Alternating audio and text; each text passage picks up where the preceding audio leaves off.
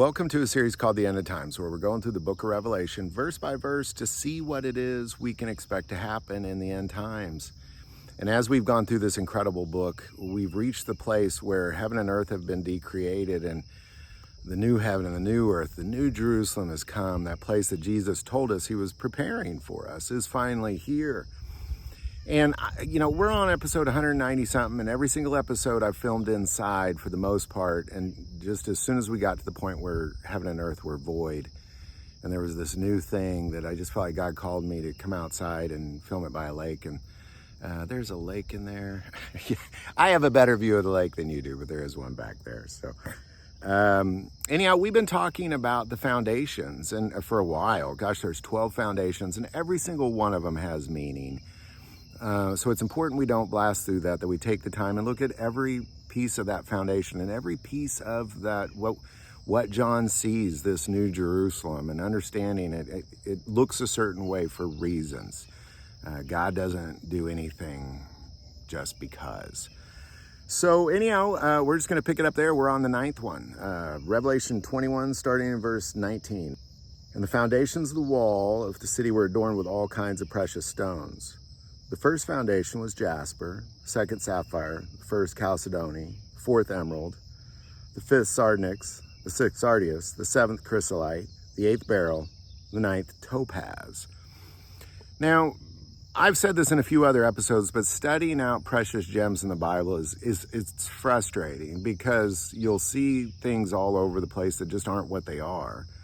Oftentimes when interpreters don't know what the thing is, they call it a ruby, like it's some kind of a precious stone. So we'll just call it a ruby.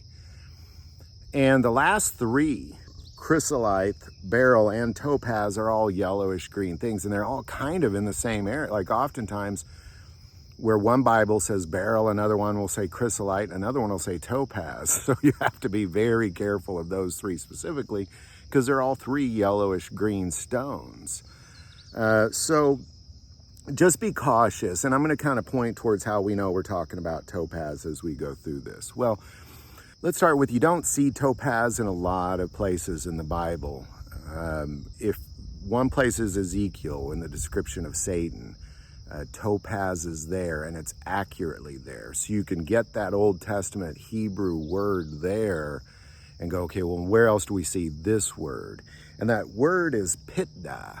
And pitda is only really seen, it's in Exodus twice in the breastplate of the high priest. And then the only other place is in Job. And as I kind of just kept digging in these different places, I was really drawn to Job and what's going on in that moment that Job is, because, you look at the breastplate and it has meaning. It's representation of the 12 tribes of Israel. 12 of many different things. So, but it's 12 things. It's hard to kind of say, well, what is that one thing? So I don't really typically go to the breastplate to kind of get interpretation, but if you look at where it is at in Job 28:19, the topaz of Ethiopia, the pitda of Cush is actually what it says. I don't even know, Cush is not necessarily Ethiopia. That's a bad interpretation. The pitba of Cush, the topaz of Cush, cannot equal it, nor can it be valued in pure gold. From where then does wisdom come? And where is the place of understanding? It is hidden from the eyes of all living and concealed from the birds of the air. Destruction and death say, we have heard a report about it with our ears. God understands its way, and he knows its place. For he looks to the ends of the earth and sees under the whole heavens, to establish the weight for the wind and the meat for the waters by measure. When he made a law for the rain and the path of the thunderbolt, then he saw wisdom and declared it. He prepared it, indeed, he searched it out. And to man he said, behold, the fear of the Lord, that is wisdom, and to depart from evil is understanding. I mean, I got goosebumps reading that, because Proverbs says the beginning of knowledge is the fear of the Lord. And here what they're saying, this is the value, like topaz of Cush. Like this is like that beautiful thing. You're familiar with that topaz of Cush.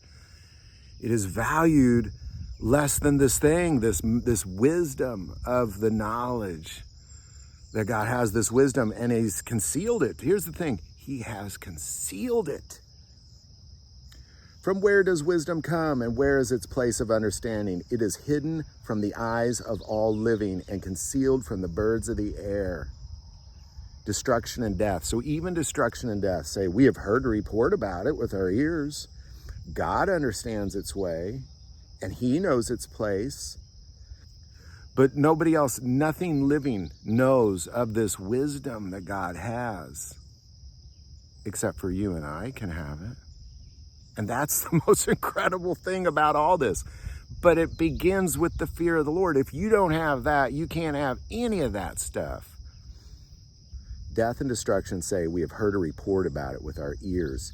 God understands its way, and he knows its place, for he looks to the ends of the earth and sees under the whole heavens, and to establish a weight for the wind and to mete out the waters by measure, when he made a law for the rain and a path for the thunderbolt. Then he saw wisdom and declared it. He prepared it. Indeed, he searched it out. And to man, so this is to me and you. Now pause here for a second, because this is unknown to the entire universe. But to man, behold, the fear of the Lord, that is wisdom. And depart from evil is understanding. So this topaz foundation represents the wisdom and the knowledge of the fear of the Lord.